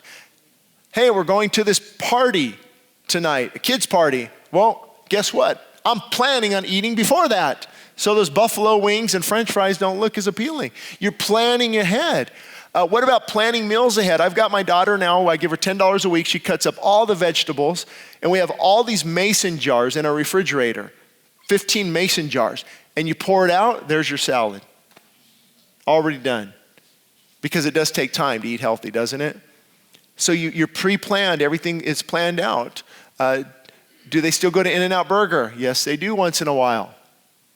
Okay, so it's not, because people try to get, you just want people to be perfect. No, I don't. I'm just offering suggestions on how you can get back on track. Also, plan ahead for events and functions. When do most people fall? In vacation, too, or parties, or get-togethers, or potlucks, or you name it. You have to plan ahead for those. And I'm already planning for our vacation. We are stopping and we are bringing some good food. That's all that's there. And we plan. And here's what I love about vacation then. I'm enjoying vacation because I'm feeding the body what it needs and I'm not discouraged. I'm not feeling bad. I'm not feeling terrible. The kids are feeling better. Their attitudes are better. We go to a kid's party and we load up the kids on carrots and good stuff before they get there so they don't want as many cookies and different things. So there's ways, but you have to plan ahead because normally we just go through life. Well, whatever happens, happens. Que sera, sera, right? And I'll just eat whatever's there. I'll just plan on stopping somewhere. And I'll just tell you up front, there's not a lot of places you can stop and get something. There's not a lot of places that can stop. Well, there's a Mexican restaurant in Palmdale known supposedly for organic food. Maybe the rice and beans, but overall they still use refined oils. A lot of stuff might be GMO. So you got to be careful. You don't want to eat out as much as most people do. You will go against the grain. Do you get that one? You get ready to be teased. Get ready to be, oh, come on, you health nut. Blah, blah, blah, blah, blah. Everywhere I go, people are watching. What's he eating? What's he eating? What's he eating? Look, Pastor Shane's here. Don't have a Snickers bar. Have a Snickers bar. Enjoy it. I'm just not having one. You enjoy it. Don't worry about me. So get ready to just get ready. You're going to go against the grain, right? You're going to go against the grain. Or you're going to influence people that want to eat better and take care of themselves. I want to be around those who want to do that. So be prepared for the backlash. Oh, and kids will go crazy when we make changes in that home. Number 8, keep it simple. Keep it simple. Don't try to get elaborate with the scale out and 4 ounces of this and this and this and the ketogenic. I'm gonna try the ketogenic diet with the raw diet with Whole Foods 30, with plant-based, with this and with this and with this, and it's just too complicated. Keep it simple. Have it planned out what you're going to consume. And on this one, and we already talked about this, plan to move more. Amen? And then finally, out of sight, out of mind. Out of sight, out of mind. If you saw my refrigerator, you'd probably go, oh, it's not completely full with stuff falling out of it. No, it's not. Why? You got the healthy eggs, healthy milk, healthy bread, healthy fruits and vegetables, it's pretty full. And you know what my kids grabbed last night? Oranges, apples, and a carrot. And some almond butter. Because that's it. They might complain, Dad, go get Doritos. No, I'm not getting Doritos. Can we have Chick-fil-A just tonight? You just had In-N-Out yesterday. So have these things available, out of sight, out of mind. I think, and this is where I get a little passionate because it's kiddos. I think we can help our kids. I think if they're in your home, you need to create an environment in which there is health flourishing. A lot of so many kids are on antibiotics, or on antidepressants, or on different things. A lot of it can be changed through the diet. There's something out there too, the Human Longevity Project. I watched it, was interesting. They studied healthy populations, and guess what their main diet was? Predominantly whole foods. And even if they did go out and shoot or hunt, it was of the land. It wasn't altered. It wasn't changed. And these people, they're interviewing people 90 to 105. And they're working in their yard. I'm like, what? But see, my goal isn't like, Lord, I want to live forever. My goal is I want to honor you while I'm here. That could be next week. That could be next month. I don't know. But I think that God wants us to be good stewards. So I'm going to give you some kid hacks. Anybody want kids hacks? If you have kids, do they ever want you to take them shopping for toys? Do they ever ask, how can I earn some money? Can we go to get some frozen yogurt? Well, I say as soon as all those vegetables are gone, I'll take you to buy a toy tomorrow. Guess what they eat? Shane, that's sneaky. No, it's not. It's a reward. You get rewards. So that's a kid hack. They want, can we go to In-N-Out if you eat this bowl of carrots and this apple, then we'll go. And then they get there, they don't want anything. Works out good. No, they get something, but I think that should be, but here's also what you're doing is you're teaching them healthy food, healthy living. So that's a way to, if your kids want something, what's the reward? Instead of going, okay, clean up your room, which is good, clean up your room, and while you're cleaning, eat a carrot, and then we'll go do that. You got to get this stuff into them because it's not in their diets, they're not getting enough nutrition at schools or anywhere else. Okay, we're getting close. Here's the big hack of the day. I've already alluded to this, so I won't spend too much time here. Remove the addictions. Amen? That wasn't very encouraging. Remove the addictions. Well, what is the addiction, Shane? Ask God. It's whatever you're saying right now, going, I need to stop that. I need to stop that. I need to stop that. That's the addiction. And to get back on track with your health, anything from opiates to caffeine to nicotine to alcohol to sugar, whatever that addiction is, I believe that God calls us to get off of that. I want to just read here. I read a book from a clinical nutritionist. He said this: discontinuing caffeine intake leads to significant improvement in health, far more than just dieting alone. He also made the connection between depression, anxiety, and panic attacks to excessive caffeine. Here's what's happening. Bad advice is being given to us by those addicted to caffeine and different things. The person who loves alcohol will say, red wine's fine because of the resveratrol. The person who loves caffeine will say, no, it's fine. The cardiologist keeps a huge pot in his waiting room but tells the patients not to take it before a stress test. The clinical nutritionist says there's no harm in drinking coffee, even though it can rob the body of nutrients. The fasting expert says it's fine, but doesn't mention the plethora of chemicals that work against detox. The oncologist, the cancer specialist, encourages consumption, but fails to disclose that it can be a carcinogen. Now, the carcinogen, let me not scare you, it's probably in the roasting process. I think Starbucks in California passed a law where they're going to have to put that on coffee places pretty soon. That's a known carcinogen in the roasting. I don't get too crazy. Meat, when you cook meat, the cooking there on an open grill, it's like smoking some cigarettes. And I don't want to scare a lot of you out of the room here. So I still eat meat, sometimes cook like that. If I have a strong decaf cup, I haven't went to Starbucks in a while ever since they told the policeman to leave, but that's another thing. Sorry, just had to kind of let that out. And also I get people not understanding this. Caffeine can increase your blood sugar levels. Don't take my word for it. I pulled an article from WebMD on diabetes and the caffeine connection. So here's what happens. I know I'm kind of hanging my hat on this one because this is America's #1 drug that's causing some issues. Since caffeine runs along the same biochemical pathways in the brain as cocaine, opium, and amphetamines, did you know that? Quitting can be a nightmare. Just try. Just try. Say, you know what? I'm going to challenge you, Pastor Shane. Tomorrow, I'm not touching caffeine. Oh, I'm staying away from you. Now there's caffeine in green tea. You know, I think there's 15, 20 milligrams compared to 200 in a good strong cup of coffee. So I'm not talking about necessarily complete, but I will tell you this, minimize your caffeine intake. If you do coffee, do organic because it's not sprayed with about 200 chemicals. The pesticides, the herbicides, the fungicides, is same with tea. It all goes directly on the leaves or the beans and right into your cup of coffee. So if you choose to have it, have organic, decaf, mix it with regular and start to wean off. You'll feel a lot better. The Diagnostic and Statistic Manual for Mental Disorders now recognizes caffeine-related disorders. Did you know that? Such as caffeine intoxication, caffeine-induced anxiety disorder, and caffeine-induced sleep disorder.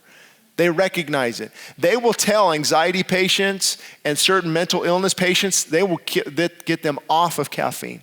Why? Because it's a strong drug. So it begs the question, how many of us are suffering mentally and physically simply because of poor health choices? How many are? So the last point here is on fasting. From birth to death, there is no rest for our body. And I'm not going to go into a lot of fasting because we have Q&A, and you can watch the fasting forum on YouTube. If you just put in fasting forum, Shane Idleman, that should come up. I spent a lot of time on that. But the key is to start somewhere, and we talked about that earlier. Start with a healthy diet, start weaning off of foods that are harmful, and start incorporating good foods. If you plan to fast, maybe set a 2-week goal out there. And why fasting is so important, it gives your body a break. Everything begins to rest. Your body begins to repair itself. From immunity, the immune system of the body is increased. Autophagy, where it's like Pac-Man, the body starts to begin to eat diseased and dead and dying cells and tissue. And it really activates a lot of healing properties in the body.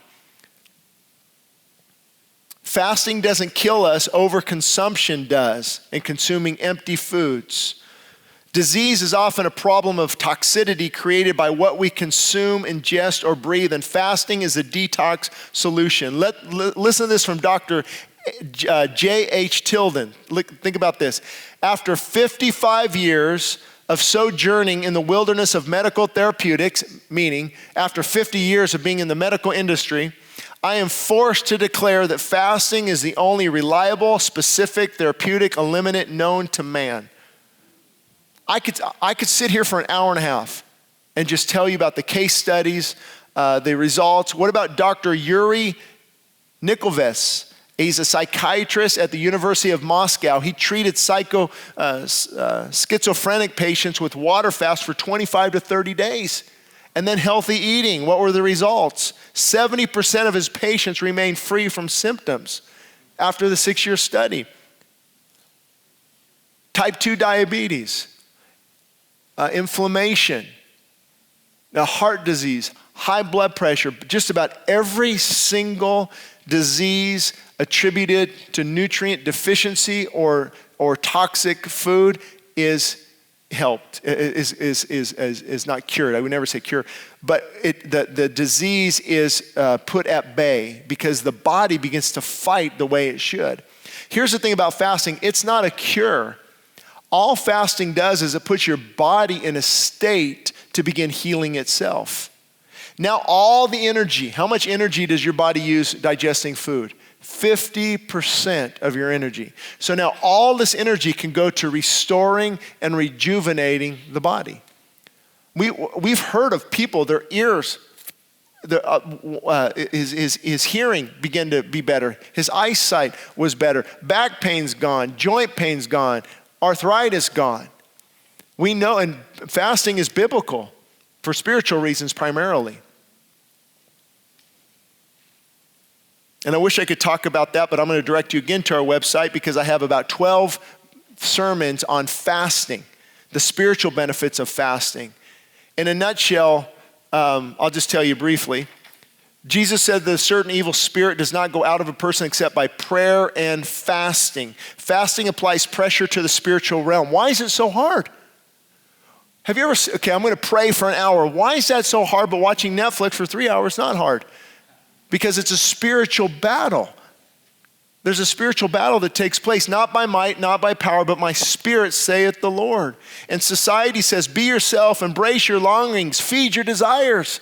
But God's word says the opposite. And fasting has tremendous spiritual benefits. When Ezra fasted, when Nehemiah fasted, when Daniel fasted, when Jehoshaphat fasted, when Moses fasted, when David fasted, when Ezra fasted. Can we keep going? When Jesus, isn't it amazing that Jesus fasted? The Bible talks about him going into the wilderness, fasting, and then it says specifically that he came out in the power and the anointing and the unction of the Holy Spirit. And he came out filled with the Spirit of God after fasting. And that's why it's so difficult. That's why it's so difficult. So I want to encourage you with this. Once you begin to clean the body out, it becomes a lot more easy. I would have never been able to go all day without eating. I would have snapped. But your body becomes more, that's why I think it was easier for them to fast in the Bible times. I'll give you that. I will give you that. I guarantee it was easier. Oh, I'm just going to stop eating locusts and honey and pulling out carrots from the ground and dates and figs, and it would be a lot easier to fast because now we're actually detoxing. The first couple days of the fast, you're detoxing. I would even say 4, 5, 6 days into the fast. There are people who go 15, 20 days fasting only. I know Rick, who went here, Rick Carr, he went 21 days, water only. It doesn't kill you. It's challenging, you got to prepare for it, but I would encourage you to look at fasting. Don't take my word for it. Look at fasting. Look at fasting in autophagy. Look at fasting in cellular health and cellular rejuvenation. Look at fasting in the area of epigenetics, or studying the genetics of the body and how fasting can actually help in that area. So again, look into it yourself. Don't take my word on it. So here's what I would do. Ask God for direction, set a target date, fuel the completion of your fast by praying, by reading, by worshiping and listening to sermons on fasting, and have a prayer list available. It's a hunger strike against hell. So begin to think about along those lines of fasting for a spiritual breakthrough. So with that said, we can open up to Q&A. I know there's going to be a few. We can put the number back up there. Oh goodness, there's going to be quite a few. All right, where do we want to start? I'm going to start the bottom one and work. I better start at the top all right, if I don't get to all of these, remember, I'm going to put together a video and answer these. And I'll just tell you up front, I don't have the answer for every single question out there, but I can probably point you to people who do or give you a good resource. What are the benefits of eating carrots? Well, in a nutshell, the vitamins and the nutrients that it provides, the enzymes, the beta carotene. Carrots are a very powerful antioxidant against free radicals. So I would encourage organic carrots. And I haven't looked into this a lot, but if you look at the carrot, they say it's good for eyes, and how a carrot's designed. You look at walnuts, good for the brain. You look at certain foods, and you can kind of see what they are good for and how they affect you.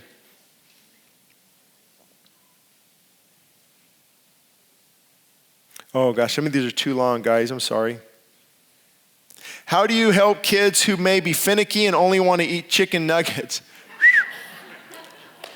Well, been there, done that. And that still happens in our home. It can happen in our home. But you can go back to the hack I gave you as far as rewarding. But also, little angels act like little demons when they are not given what they want. So there's a process there. You teach little Johnny how to act, and you say, here's what we're eating, here's what we're changing. I've seen people get off their ADD medication and different things by eating healthy, not keeping kids on these food colorings and additives. So as a parent, you have to hold your ground and say, listen, we're going to change some things, and it's going to be hell in your home for a few days, if not longer. But they eventually get used to it, and maybe Reward them with a chicken nugget or something. Make some healthy ones. I don't know. But yeah, there's no way to make a finicky kid become an angel overnight. It's a process. Should you stop taking vitamins when you're fasting? You can. Most the fasting experts are divided on this. We do know that how God created us. When I went on my fast, I didn't take any vitamins or minerals because your body will pull it from stored places. Your body stores vitamins and minerals and pulls those when it needs it during seasons of fasting. However, there's not harm in taking vitamins or minerals. You just have to be careful and make sure they don't have some caloric content to them. Some people take gummy bears, 15, 20 gummy bear vitamins and just had 150 calories and just knocked their body out of autophagy. And so I would say take basic multivitamins and vitamins while you're fasting, but you don't have to. Does lack of sleep sabotage healthy habits? Oh boy, does it ever. Lack of sleep. Sleep is one of the most precious things we have. And what I've noticed once I stopped using alarm clock many years ago and allowed the body to sleep when it wants and get up when it wants, don't need alarm clock unless I'm catching a flight or something, there's a lot more rest that takes place. And actually during sleep, it's not just sleep. Sleep during rapid eye movement is when the body heals itself. This is when the body heals itself. This is when cell regeneration takes place. There's no eating for a while, so your body can focus on healing during sleep. Ideally, it's good to get 8 hours. And the reason you might not be getting a lot of sleep is whether alcohol or caffeine plays a big role in sleep. Of course, stress does too, and diet. If you go to bed with a heavy stomach of bad food, it's hard to get a deep night's sleep. And I would tell you this, fasting. When I fasted the first couple nights, I was because growth hormone levels are increased, so is cortisol and different things. And I couldn't go to sleep till 11 or midnight, and then I only needed 4 or 5 hours of sleep. But then my body went to a deep sleep, and talk about sleeping like a baby. And you just wake up so refreshed and renewed. So yes, a deep sleep is so important. How many grams of sugar a day should one stay under? Well, would take a few minutes because there's sugar in fruit, fructose. There's sugar in a lot of different things. I would encourage you not to drink a lot of juice. There are juice fasts and juice feasting, but I would encourage you not to drink too much juice because it's all sugar right there. Unless you're going on a cleanse for a certain reason, but you've got in a cup of let's say orange juice, and if you do juicing, do it at home, get organic fruit, don't go buy orange juice at the store because it's been pasteurized. It's basically drinking sugar. So how many grams of sugar a day would I stay under? Well, there's 4 grams in a teaspoon? Tablespoon. Oh, teaspoon, yeah, 4 grams in a teaspoon. And there's 40 grams, 10 teaspoons in a soda. So I think the recommended is under 10 teaspoons or so, 10 teaspoons for the day, but you have to factor in honey, you have to factor in a lot of different things as well, so I don't have an exact answer on that. Maybe ask Marguerite next door. Why would having 1 cup of coffee in the morning be unhealthy? Well, a couple things. It's not necessarily unhealthy if it's organic and that's the only caffeine you have, maybe it doesn't affect you. But if you start the morning off with that acid type of caffeine, it's not organic, you've got a lot of chemicals entering in your system. So I would say this, if it's not organic, you're drinking a lot of chemicals in the morning. Even if it is organic, you're jump-starting your heart with 200 milligrams of caffeine. It's a central nervous stimulant, it's a drug. That's the bottom line on that one. So are you going to fall over dead? Probably not. But is it going to be good for your health in the long run? Probably not.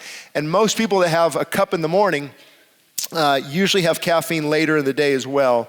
Oils, I need to use them when I cook. What oil should I use? Great question. I look for coconut oil, olive oil, and those natural oils. I didn't touch a lot on this, and I wish I could have, but refined oils, you have to avoid refined oils, safflower oil, sunflower oil. The refined oils are not good for you. So coconut and olive oil should be the best choices. Help with sleep due to female hormone problems. I do not do caffeine or alcohol. I've tried many natural items with no suggestion. I think on that one, I would point you to Marguerite, again, next door, who specifically deals in that area. Because you have to look at the whole lifestyle, the dietary needs, what you're currently consuming. Have you mixed up your diet? What kind of foods are you taking? You could do a very thorough blood panel, but it's about $3,000 if you want to really look at your blood work all the way through to see what is really happening in your body. Thoughts, benefits of CBD. Is that the oil from marijuana? Is that what you meant? I think there are medicinal purposes for it, for sure. But obviously those who like to smoke it, there's a whole different thing there. So I'm not against medicinal purposes for that if a person really needs it. There's a lot of good studies out there, same with essential oils. Again, I'm going through this quickly, so if I didn't answer something, just text again. I'll try to get to it maybe on the video. What is the best water filter for your home? I find myself drinking from plastic way too often. Good question. Talk to Bill Emard. He'll be next door as well on that one. But I try to drink in glass or steel containers and just a healthy type filtered water, maybe reverse osmosis or something like that. Let's see. How much do I weigh? I know who that is. Right now, 210 pounds is what I weigh. I should be around 200 according to medical experts. What salad dressing do you put on your mega salad? Well, I take the peppercini oil, and I just use that. Or maybe put a little bit of olive oil in it or coconut oil and just use the peppercini, the good healthy peppercini, and just have that on there. But if you like ranch, what I would do is get the ingredients from Karen Hicks. She has ranch dressing next door that is all whole and healthy for your salad. So you want to avoid the processed salad dressings. If you're putting tons of ranch and refined oils on it, it's kind of counterproductive on that. Where do you buy your decaf organic coffee? You can buy it anywhere that sells it. Trader Joe's possibly be good, or the Whole Wheatery. When are you intermittent fasting? When you are, does bone broth disrupt your fast? Does the bone broth contain micronutrients? Bone broth is very healthy because of the collagen and because of the nutrients in it. And I think there's about 10 calories per cup the last time I checked. So if you're shooting for a complete fast, but when I did my fast, I did take in bone broth. I took in a couple cups of that per day to provide the essential nutrients throughout the fast. So yes, I would encourage bone broth. Does it disrupt your fast? Here's what hardcore, this is the truth, but it's hard to do. Hardcore fasting experts say water only, that's it. Why? Because even mints, gums, bone broth, or drinks like this with 10 calories in it, 15 calories, it's still calories. So your body stops the autophagy of healing your body and now goes and grabs this glucose for fuel. So it kind of disrupts the fast. But your body will go right back to the fast once it's utilized this energy and from the calories you took in. So I try not to get too hardcore on it. Somebody goes, Shane, I blew it. I had a 100-calorie orange juice. I blew my whole fast. No, just stay right back on track. Stay on track. In a couple hours, you'll be right back where you need to go. Don't fall off the wagon just for that.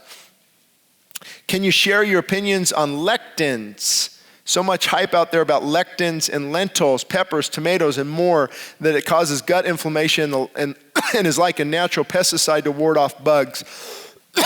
Very hard for people to break down, so cause damage in the human gut. That's a good question. Lectins, like she said, there are things in plants that are like pesticides, so the bugs won't go to the plant. And that's why they suggest you even cook mushrooms for just a few minutes to allow that certain chemical that's natural there to go off of the mushrooms. But I would actually direct you maybe to Marguerite on this one as too, or Bill Emard. Because I know it depends on the bell peppers, the tomatoes. Are they GMO? Are they organic? And what you can do is experiment with certain foods. Do you ever eat certain foods? That's not good for me. And what I know there's certain foods out there that I can't eat because of how it disrupts my gut biome. So you could, if bell peppers or certain foods are hurting that and you feel that, then switch to something else But I look at how God created us. So I would not avoid bell peppers and certain things just because of the lectins. There's actually cyanide in, is it, what seed? Apple seed or apricot seed? So, yeah, it's cyanide. Or arsenic, that's what it is, sorry. And well, don't eat the seeds then. Don't eat a lot of the seeds. But God has done this in such a way that it can be healthy. How do we help to create the mindset from negative behaviors to making these positive life-saving changes? How do we help to create the mindset? Well, that's a good question, because it is a daily battle. And I like the verse, the Bible talks about, be not conformed to this world, but be transformed by the renewing of your mind. So what I like to do is read on health and fitness. I like to study God's word. I like to be more productive with my kids. I like to be helping others and just changing my whole mindset and not following what the world does, not following what fast food chains and businesses do. And it's a daily change. It's a daily renewal of focusing on the right thing. So I'll read. The whole readery has some magazines that are free. And you can just read that and go, oh, look at the benefits of blueberries and their phytochemicals and the chromium picolinate and wow, and you just start to get fired up again. You get motivated. I listen to sermons. Jensen Franklin has a lot of good sermons on fasting, and you start to reprogram your mind again. But if you start to sit with Netflix and you watch your Carl's Jr. things, and then Domino's pops up on your phone to order the app and to get that delivered, and then you just start that downward spiral again. So that would be my encouragement. It's a day-to-day choices. And just focusing mainly on God's word. That's where we really change. I believe God will deal with us on these issues as we look to his word. What about fasting and someone who's diabetic and taking insulin? Again, that's where I would recommend Dr. Jason Fung's book. He works with diabetic patients. That's all he does all day long, and he gets them off of their medication, especially type 2. But the interesting thing, that's why if you're under a doctor's supervision, once you're fasting, see, hypoglycemia is, glucagon's involved with hypoglycemia, insulin is involved with diabetics. So there's a balancing there of hormones that takes place. But they found that our current American diet is actually causing this problem. And diabetes is insulin resistant. So a person, their cells are resistant to the insulin. So why do we keep giving them more insulin if it's already resistant to that? So Jason found this out as well, that people become gaining still weight, they're feeling worse, and doctors would say, well, it's a progressive disease, there's not much we can do. But it's actually a preventable disease. So if you want, you can download Jason Fung's book on the fasting, the complete guide on fasting. He talks all to type 2 diabetes patients primarily. That's his practice. And he's backed by medical studies. Again, I don't agree with everything about evolution and things like that. What multivitamin brand do you suggest, since Costco is not the best one? This would take a while to explain, but multivitamins, you want to look for the in their natural state. And again, I would talk to someone like a nutritionist to find out what are your needs. Vitamin C, I recently heard that they get their vitamin C and the B vitamin complexes all basically from the same producers. So you don't have to pay large, huge amounts. You can go right to certain sources. Amazon might have some good options. Whole Wheatery, check with Marguerite next door and see what they suggest. But basically what I do is a raw whole vitamin. It has probiotics in it, has a lot of vitamin C, a lot of B complex, the basic vitamins, as long as those are high. And then I get a few other ones. I get extra niacinamide, niacin that causes your body to flush. Very good results that people have had on that. So I would get a good multi, and then also vitamin C, the B complex, and a few other ones, coenzymes, and different things to help with the uptake of the nutrients. I know it sounds intense. Where do you get good vitamins? Again, I think I answered that one. What is your opinion on hormones when older for both men and women? How is fasting not restricting calories? Actually, fasting is absolutely restricting calories. But it's not, you're not fasting forever. Calorie restriction diets, you're restricting calories, and that can't continue because your body eventually slows down. What we've seen with fasting is you're eliminating all types of food storage, or all types of glucose. So your body's not getting energy from glucose. Your muscles are depleted, your liver's depleted. So during fasting, what is being burned as fuel? Ketone bodies. So during fasting, your primary source of fuel is your fat during fasting. So what is your opinion on hormones for older and women? I'd have to know more about what the question is, but I would talk to an expert in that field, because as we get older, sometimes we do have to take that into consideration and take different supplements that help increase or decrease certain hormones. Favorite grocery store products? Oh, I don't want to promote one over the other. But there's basic ones here: Whole Wheatery, Trader Joe's, Whole Foods if you get a chance. There's a Sprouts coming in. What is your opinion on growing your own vegetables? I think it's a great idea, but very challenging. We've got some going out back right now, and boy, those little critters. But I've made some good with lavender essential oil and water. You can spray those plants, and it really keeps the bugs off of the grapes and the vegetables. So I think it's a great idea if you have the time and the resources. You mentioned your salad and nuts after that. Do you eat after that? Yes, I have a salad, nuts, avocado. Again, this is just a general statement. You look at me at night, it'll probably be completely different. Last night, I actually had pinto beans, organic pinto beans and rice with a big salad. But then an hour or two later, I'll get hungry again. I'll have a big shake with plant-based protein powder in it, 2 bananas, raw goat milk or almond milk. And right there is about 500 calories in that. And then I'll also have some cashews or some more nuts. And I don't wake up nearly like I used to. And do you ever wake up and go, where's the chocolate?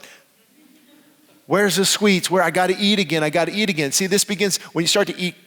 A lot of times what hunger is, your body's telling you gremlin, the hormone gremlin is raised, and it's saying, I need more nutrients. I need more nutrients. So instead of more nutrients, we take more sugar, more junk food, and we never get satisfied. That's why you're hungry a lot. Okay, does lemon in the water disrupt fasting? The hardcore fasting experts would say yes. I say no, because just a little bit of lemon there. Lemon is very good for the body, so I would use a little bit of that if you can. What's your philosophy on exercise, cardiovascular versus strength training? I try to do both. You need both. Cardiovascular, the work comes from the cardiovascular system for the heart. So the more cardio, if you do cardio, it's good for the heart. And muscle training, core stabilization training, exercise training, it's good for the muscles. But I don't necessarily get caught up on, chest day, arm day, leg day. Just do something. Move, weights somehow, strength training. It's good not to just be isolated on a machine too. You can do different training exercises. Michael next door is a trainer. He'd be a good one to ask on that. Don't worry, we're getting done in just a minute. I know you're hungry. I am. What's the best way to deal with the dessert craving after dinner? Oh, you're not the only one.